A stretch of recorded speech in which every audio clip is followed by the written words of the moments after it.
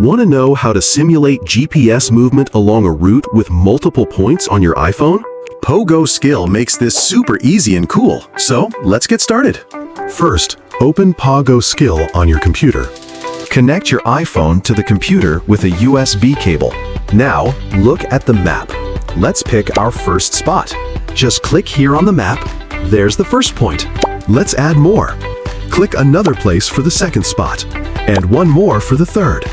You can add as many as you want. See this slider? That's for speed. Drag it to make the movement slow, like walking, or fast, like driving. All set? Hit the Start Movement button. Watch your iPhone's location is moving from one spot to the next. Check your map app. It's showing the movement through all the spots we set, just like you're actually there. Need to stop?